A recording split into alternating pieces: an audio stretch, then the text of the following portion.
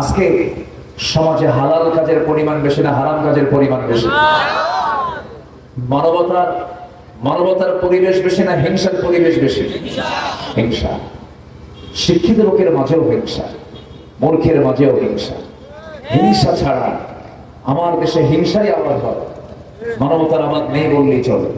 একজন ভালো চলে আরেকজন দেখতে পারে না, জলে জলে আছে না নাই? একজন উপরে উঠতে নিচ্ছে, তাকে কেমনে নিচে নামায় দেওয়া যায় হাজারো চেষ্টা চালায়। হিংসার ফলাফল জান্নাত না জাহান্নাম? রাসূল বলেছেন এগুলো হলো আত্মার রোগ, নফসের রোগ আছে মেলাগুলো। এর মধ্যে অন্যতম রোগ হলো হিংসা। যে হিংসুক হয় সে নিজেও সুখী হয় না, সে আত্মতৃপ্তি নিয়ে চলতে পারে না। আর যে মানুষকে মাফ করে দেয় তার চাইতে সুখী মানুষ পৃথিবীতে আর খুঁজে পাওয়া যায় না। আমার নবীজি একদিন এক সাহাবীকে দেখে বললেন এই সাহাবীটা জান্নাতি। একদিন না, পরপর 3 দিন বললেন। কয়দিন বললেন? 3 দিন। সাহাবীকে নামকে সাথে নিয়ে বললেন জানো এই সাহাবীটা জান্নাতি। দ্বিতীয় দিন আবার বললেন এই সাহাবীটা জান্নাতি। তৃতীয় দিন আবার বললেন এই সাহাবীটা জান্নাতি। আমার নবীজির এই কথা শুনে সাইয়েদনা ওমর ফারুক রাদিয়াল্লাহু তাআলা আনহু তিনি ভাবলেন আরে রাসূল তো আমার সামনে বলেন না, রাসূল তো অমুকের সামনে বলেন না, আমার সামনে না বলে এই সাহাবীর সামনে পরপর 3 দিন বললেন, আমলটা কি? উনি কাঁপতে কাঁপতে চলে গেছেন তার বাড়িতে। গিয়ে বললেন ভাইরে নবীজি তোমার জান্নাতের সুসংবাদ এতগুলো সাহাবীর সামনে পরপর 3টা দিন বলে দিলেন, তুমি কি এমন আমল করো আমাকে শিখায় দাও। এবার তিনি বলছেন ভাই ওমর আপনার সঙ্গে কি আমার কোনদিন তুলনা হয় নাকি? আপনি তো জান্নাতের আরেক সুসংবাদ প্রাপ্ত সাহাবী। কিন্তু রাসূল জামার সামনে বললেন, কেন বললেন, কি জন্য বললেন আমি নিজেও জানি না, তবে আমার অনেকগুলো ভাঙ্গা চূড়া আমলের মধ্যে একটা আমল হলো আমি যখন রাতের বেলা ঘুমাতে যাই, ঘুমানোর পূর্বে আমি যে দোয়াটা করি সেই দোয়া পড়ার পূর্বে আমি চিন্তা করি এই যে সকাল থেকে রাত পর্যন্ত কত লোকের সঙ্গে আমি চলাফেরা করলাম, লেনদেন করলাম, কথাবার্তা বললাম, এই চলাফেরার মাঝে যতগুলো ভুল করে ফেলেছি, যত অপরাধ করে ফেলেছি, এর জন্য আমি আল্লাহর কাছে মাফ চাই। এবং যার প্রতি যত রাগ ক্ষোভ যত গোসা গুলো আছে আমি প্রত্যেক মানুষকে নিজের পক্ষ থেকে মাফ করে দিয়ে ঘুমায়া পড়ি। আমার মনে হয় আল্লাহ তাআলা এই জন্যই রাসূলকে দিয়ে আমাকে এই সংবাদটা পাঠায় দিয়েছে। যে মানুষকে মাফ করতে জানে আল্লাহ তাকে মাফ করতে জানে। সুবহানাল্লাহ বলবেন না? আপনি প্রতিশোধ নিবেন, প্রতিশোধের মজা হলো কিছুক্ষণ। আপনি মাফ করে দিবেন, মাফ করার মজা হলো আজীবন। কিন্তু আমরা তো তা করি না, আমরা তা বুঝি না। আমরা প্রতিশোধের আগুনে দাউ দাউ করে জ্বলি। কেমনে ওরে শেষ করে ফেলবো, কেমনে ওর ক্ষতি করবো। আমি কোরআন হাদিস যতটুকু পড়েছি, গোটা কোরআনে আল্লাহ তাআলা যত হুকুম দিয়েছেন এর মধ্যে সবচেয়ে আমার কাছে মনে হয় সবচেয়ে শ্রেষ্ঠ কাজ হলো যে মানুষ মানুষের কল্যাণে পাশে দাঁড়াতে পারে। খায়রুন নাস মান ইয়ানফাউন নাস। কিন্তু আজকে আমরা এই মহৎ কাজ থেকে নিজেকে গুটিয়ে রেখেছি। দিন দিন মামলার পরিমাণ কমছে না বাড়ছে? এ তো নিয়ামতের লক্ষণ, তাই না? আস্তে করে মামলার পরিমাণ কমছে না বাড়ছে? মামলা করা কি এটা কি মহব্বতের লক্ষণ? আমার বন্ধুগণ কথাই তো কথা বলে, হিংসার ফলাফল হলো রাসূল বলেছেন ক্বালা ইয়াকুম ফিল হাসাদ ফাইনাল হাসাদা ইয়াকুলুল হাসানাত কামা তাকুলুন নারুল হাতাব। তোমরা হিংসা থেকে নিজেকে গুটিয়ে রাখো। আগুন কাঠখণ্ডকে যেমন জ্বালিয়ে পড়ে ভস্ম করে দেয়, ছাই বানায় দেয়, তেমন হিংসা মানুষের সমস্ত নেক আমলকে জ্বালিয়ে পড়ে ছাই করে দেয়। অনেকদিন আগে এক মুরব্বীর কাছ থেকে একটা উদাহরণ শুনেছিলাম। গ্রামের মুরব্বী যারা বয়স্ক মুরব্বী তাদের কাছ থেকে অনেক চমকপ্রদ কিছু সুন্দর কথা শোনা যায়। তো কোন এক বেচারি যুবক বিয়ে করবে। আগের যুগে তো বিয়ে করতে যেত ঘোড়ায় চড়ে বিয়ে করতে যেত। তো ঘোড়ায় চড়ে বিয়ে করতে যাবে, গ্রামের এক প্রবীণ মুরব্বীর একটা ঘোড়া আছে। তো তাকে গিয়ে বললো যে চাচা আমার অমুক দিন বিয়া, ঘোড়াটা কি দেওয়া যাবে? তো মুরব্বী বয়স্ক মানুষ বেচারি খেপে গিয়ে বলছে, আমি তোরে কোনো ঘোড়া দেবো না, তুই যা। তো ঘোড়া না দেওয়ার স্বীকৃতি যখন দিয়েছে, ছেলেটার মনটা খারাপ হয়ে গেছে, যুবকের মন খারাপ হয়ে গেছে। তো কদরের রাত্রিতে নামাজ পড়তে গেছে। তো নামাজ শেষে দোয়া শুরু করছে হুজুর। দোয়ার মধ্যে এই যুবকটা বলতেছে, আল্লাহ, এই কদরের রাত্রে তোমার কাছে আমার কোনো দোয়া নেই, শুধু একটা দোয়া, বুড়ার যেন ঘোড়া বলে, বুড়ার যেন কি বলে, ঘোড়া বলে। দোয়া টোয়া কইরা চলে আসছে বাড়িতে। বাড়িতে এসে দেখে ওর মার চোখে পানি, মা কাঁদবে। কেন তুমি কাঁদলো কেন? তো বাবা, তোর গরুটা মরে গেছে। কথা কি বুঝতেছেন আপনারা? তাহলে দোয়া করলো কি মরার জন্য, কিন্তু মালাকুল মউত ঠিকই আছে, কিন্তু বললো কি ঘোড়া নাকি বললো কার গরু করছে? যাই দোয়া করছে। Just example. আপনি অপরের জন্য যা চাবেন, যদি কল্যাণ চান, এটা আপনার জন্য কল্যাণ হবে। অপরের জন্য অকল্যাণ চাবেন, আপনার জন্য সকল্যাণ বয়ে আসবে। হারাম দিকে যাব না আমরা, হারামের কোনো বরকত নেই। একটা হাদিসের ব্যাখ্যায় পড়লাম, সুদের গড়া সম্পদের মেয়াদ হলো 40 বছর। ঠিক সই নয়। হারাম কখনো টিকে না, অন্যায় কখনো টিকে না, জুলুম কখনো টিকে না। সম্মানিত ভাইয়েরা, সাদ্দাত দুনিয়ায় কল্পিত জান্নাত বানিয়েছিল জুলুম করে। সাদ্দাত কি তার কল্পিত জান্নাতের মধ্যে পা রাখতে পেরেছিল? পারেনি। ফেরাউন চেয়েছিল মুসা আলাইহিস সালামকে তার সদল বলে দরিয়ার ভিতরে পানিতে চুবায়া মারতে। পেরেছিল? পারেনি, কারণ এগুলো জুলুম। এগুলো কি বলে? জুলুম। নমরুদ চেয়েছিল ইব্রাহিম আলাইহিস সালামের তাওহীদি এই আন্দোলনকে নিভিয়ে দেওয়ার জন্য, পারে নাই। নমরুদের জন্য বরাদ্দ ছিল হলো ন্যাংরা মশা। আসতে পান কেন? ফেরাউনের জন্য বরাদ্দ ছিল হলো নীল দরিয়া। আজকের সমাজেও যারা জুলুম করে, অত্যাচার করে, কোন কিছুর সফলতার মুখ দেখতে চান, শিক্ষা নিন ফেরাউনদের ইতিহাস থেকে। 1600 বছর হায়াত পাওয়ার পরেও, 1600 বছর এই বিশাল জিন্দেগি পাওয়ার পরেও আল্লাহ ফেরাউনকে ধরেছেন 1600 বছরে কয়দিন? আসতে বলবেন না, কয়দিন? দিন ধরেছেন। সম্মানিত ভাইরা, হারাম কোনো পথে যাব না, জুলুমের পথে যাব না। হারামের যে কোনো আরাম নাই, হারামের কোনো আরাম নাই। একটা প্রবাদ আছে, যে দামে কেনা সে দামেই বেচা।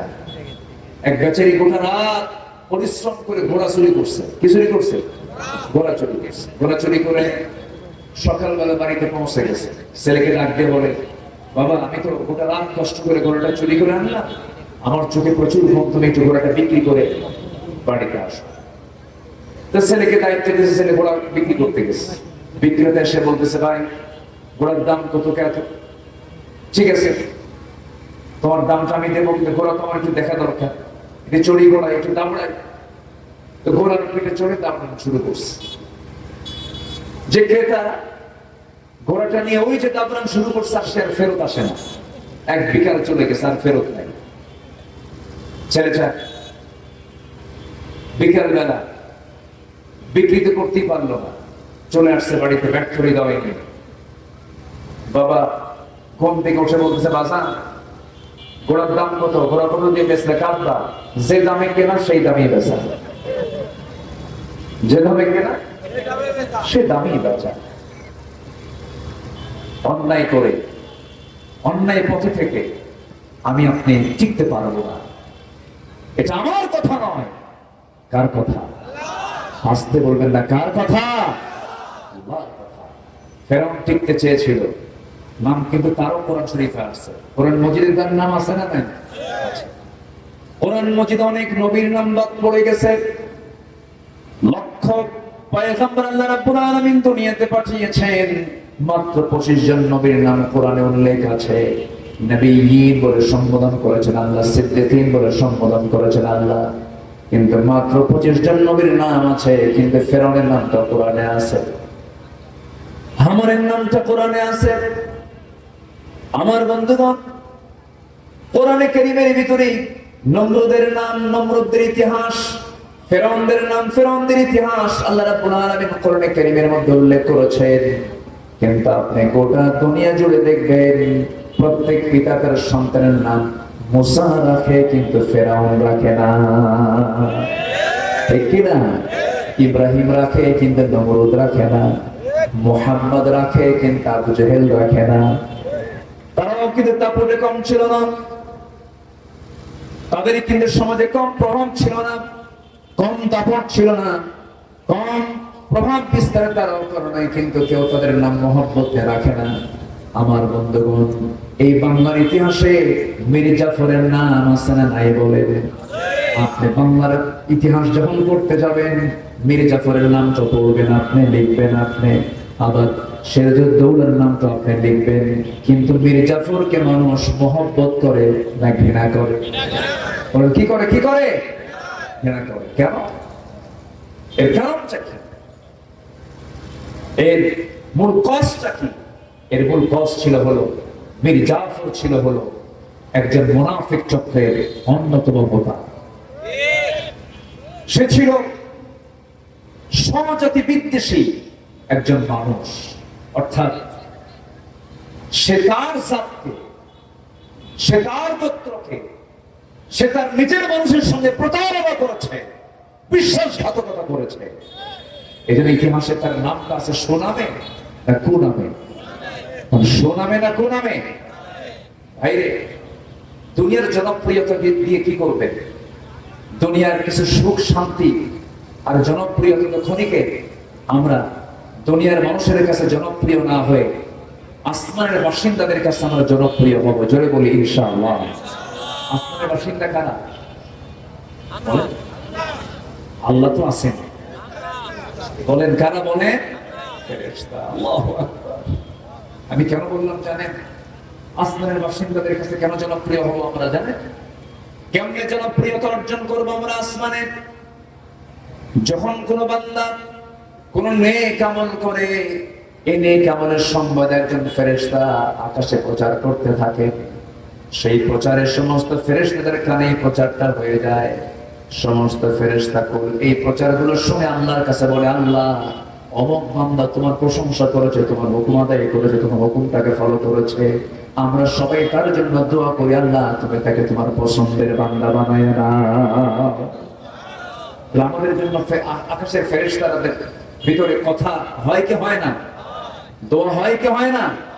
আবার দোয়া যদি হয়, বদদোয়া হয় কি হয় না? আমরা জনপ্রিয় হতে চাই দুনিয়াতে না আসমানে? কার কাছে, কোথায় কোথায় জনপ্রিয় হতে চাই? এই জন্য ভয় করতে হবে কাকে বলেন তো? একটা আসতে বলবে না, কাকে ভয় করতে হবে? আল্লাহকে ভয় করতে হবে। এক নাম্বার কাজ। উল্লেখিত আয়াতের ভিতরে আমি 4টা বিষয় উল্লেখ করেছি, 4টা হুকুম আল্লাহ রাব্বুল আলামিন বলেছেন।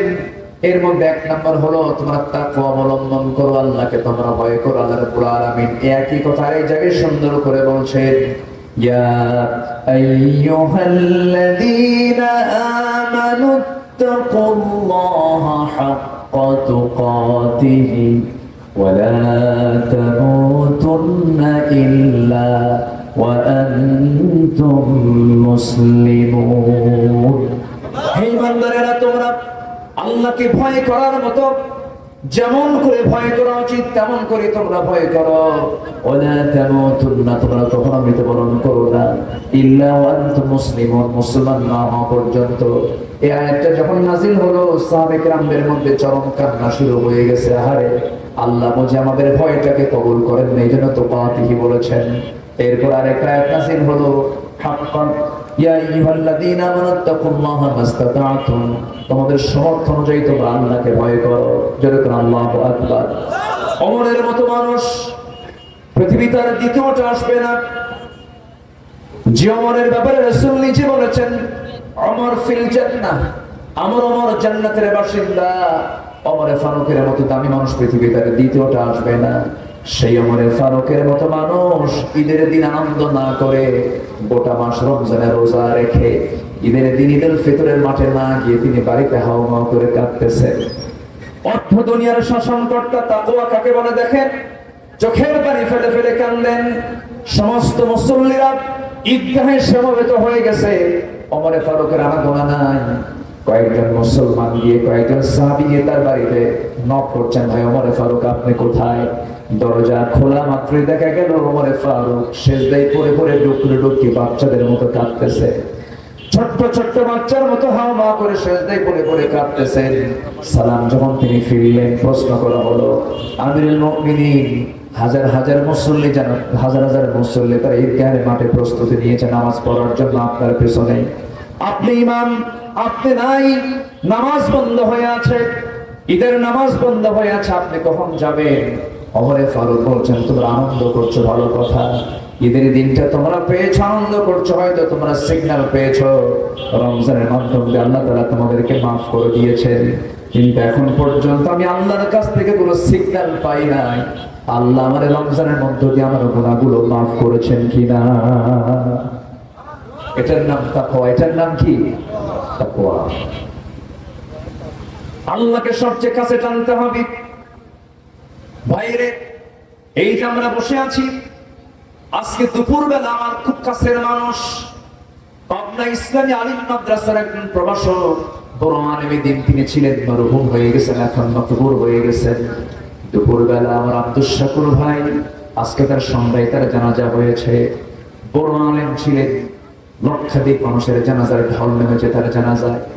আব্দুস শাকুর ভাই দুপুরবেলা দুনিয়া থেকে বিদায় নিয়েছেন, মাত্র 35 থেকে 47 বছর বয়স, একজন বড় শিক্ষাবিদ মানুষ। এই যে আমরা বসে আছি, আমার আবুল কালাম আজাদ ভাই, আমার সাইদুর রহমান ভাই এমপি মহোদয়, প্রিন্সিপাল মহোদয়, এই যে আমরা বসে আছি, এখান থেকে আমরা সুস্থ অবস্থায় মাহফিল শেষ করে উঠতে পারবো এমন গ্যারান্টি কি আমরা কেউ দিতে পারবো নাকি? কেউ দিতে পারবো না। মৃত্যুটা এত নিকটে, এত নিকটে, চোখ থেকে কপাল তুলে হতে পারে, কিন্তু মৃত্যু আমার থেকে আরো নিকটে।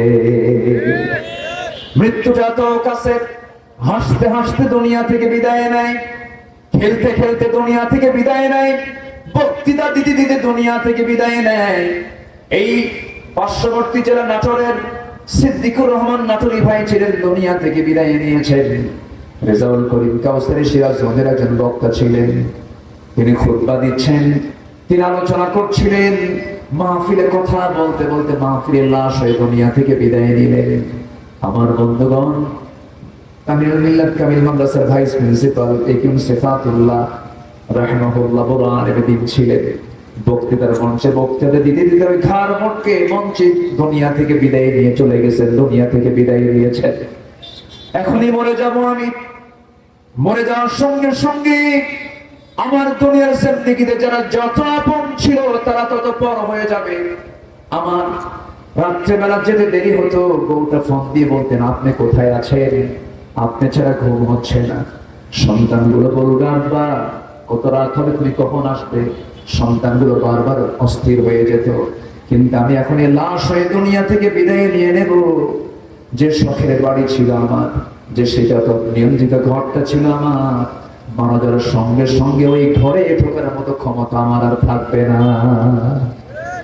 ওই ঘরের বাসিন্দারা আমাকে ঘরে তুলবে না, বারান্দায় জায়গা হবে না, ঘরের একটা কোনায়, বাড়ির একটা কোনায় চাদর একটা সুন্দর করে পর্দা দিয়া, চকিতে শোয়া দিয়া গোসল করায় দেবে। সেলাইওয়ালা সুন্দর ডিজাইন আবার কাপড় চোপড় যদি গায়ে থাকে কেচে দিয়ে কেটে কেটে ফেলবে, গোসল করায় দেবে। গোসল করায় দিয়া চট করে বাজারে চলে যাবে, তাহিরপুরের বাজারে গিয়া কাফনের কাপড়টা কিনে আনবে। সেলাই চলবে না, টান মেরে দুটা ভাগ করবে, গলার মধ্যে ঢুকায় দেবে। আরেকটা মাথা দিয়া সুন্দর করে চকলেটের মতো মাথায় একটা বাঁধন, পায়ে একটা বাঁধন দিয়ে দিবে, জাস্ট চকলেট। সোজা নিয়ে চলে যাবে জানাজার প্রান্তরে। বউটা বলবে, স্বামী রে, বিদায়ের সময় একটু বলে যাওয়ার চান্স দিলা না, কথা বলারও চান্স দিলা না, সন্তানগুলো হাওয়া করে কাঁদবে, গলা ভেঙে যাবে, টেনে হেঁচে কবরের দিকে নিয়ে চলে যাবে, মরা মুখ সব দিকে দিকে চলে যাবে। এই যে কিছুক্ষণ দেখা হলো, কবরে রেখে আসবে, 24 ঘন্টা যাবে না, মাথার চুলগুলো খসে খসে পড়বে। এই চুলে কত যত্ন নিলাম, এই চুলে কত সাবান দিলাম, শ্যাম্পু দিলাম, 24 ঘন্টায় চুলগুলো খসে খসে পড়বে। 3 দিন যাবে না, চামড়াগুলো গলে গলে পোকার পেটের খাবার হয়ে যাবে। যে পোকা দেখে আমি ভয় পেতাম, সেই পোকার রাজত্বে, সেই পোকার নিয়ন্ত্রণে আমার দেহ চলে যাবে। মাত্র 7টা দিন লাগবে না, পেটের নাড়ি ভুঁড়ি, পেটটা ফুলে, চোখ দিয়া, কান দিয়া, নাক দিয়ে ফেটে সব নাড়ি ভুঁড়ি বের হয়ে যাবে, কিম্ভূত কিমাকার চেহারা হয়ে যাবে। মাত্র 3টা মাস পর যদি কবর খনন করা হয়, আমার কবরে আমাকে চেনার মতো হাড় হাড্ডি ছাড়া আর আমার কবরে কিছুই থাকবে না রে ভাই। আল্লাহ এই জন্য বলছেন, বান্দারে আমাকে তুই ভয় কর, আমার তুই জিকির কর। দিন শেষে বন্ধু তোর কেউ না, দিন শেষে বন্ধু আপনজন বলতে তোর কেউ নাই। আপনজন বলতে যদি কেউ থাকে, তিনি আমার কে? কিন্তু জোরে বলেন, তিনি আমার কে? সে আল্লাহ তাআলা আমার প্রকৃত বন্ধু। যখন আমার জন্ম হয় নাই, আমার কোনো অস্তিত্ব ছিল না, আমার আব্বা আম্মা তাদের সম্পর্ক হলো, এক ফোঁটা পানি থেকে আল্লাহ তাআলা আমাকে বানায়া দিলেন। আল্লাহ বলছেন, তুই কেমন করে অহংকার করিস? আল্লাহ রাব্বুল আলামিন বান্দাকে প্রশ্ন করছেন সূরা দাহরের ভিতরে, হাল আতা আলাল ইনসানি হিনুম মিনাদ দাহরি লাম ইয়াকুন শাইআন মাযকুরা। ও বান্দা, তোমার জীবনে কি এমন একটা সময় আসে না যে সময় তোমার কোনো অস্তিত্ব ছিল না, তোমার কোনো পরিচয় ছিল না? আমি তোমাকে পরিচয় দিয়েছি। তোমার মার পেটের ভিতরে আমি আল্লাহ জমাট রক্ত করে, ঝুলন্ত করে, মুদগা করে, আসমা করে, চামড়ার প্যাকেট দিয়া 3 মাস পূর্ণ করার পরে তার মধ্যে রূহটা সঞ্চার করে দিয়েছি। 4 মাস চলে গেছে, 5 মাস চলে গেছে, এরপর আমি তোমার জন্য তকদির নির্ধারণ করে দিয়েছি, রিজিক নির্ধারণ করে দিয়েছি, হায়াত মওতের সব কিছু নির্ধারণ করে দিয়েছি। এরপরে তোমাকে আমি আল্লাহ তাআলা নিজে, তোমার মার পেটের ভিতরে দুনিয়ার কোনো খাবার চলবে না, আমি খাবারের ম্যানেজমেন্ট করে দিয়েছি। দুনিয়ার কোনো খাবার খেতে গেলে অসম্ভব ব্যাপার, তুমি মরে যেতে। মার তার সাথে তোমার তার সংযোগ ঘটায় দিয়েছি, মার নারীর সঙ্গে তোমার নারীর সংযোগ ঘটায় দিয়ে মানসিক ওষুধ বন্ধ করে দিয়া আমি তোমাকে স্থায়ী খাবারের বন্দোবস্ত করে দিয়েছি। আবার যখন তুমি দুনিয়াতে আসবে, তুমি আসার 6 মাস আগে তোমার মার পেটের মধ্যে নয়, তুমি দুনিয়াতে আসবে তোমার মার আউটসাইডে স্তনে 2 স্তন আমি আল্লাহ রাব্বুল আলামিন দুধ রিজার্ভ করে রেখে দিয়েছি। জোরে কোন সুবহানাল্লাহ। সব ম্যানেজমেন্ট কার? আসতে বলবেন না কার?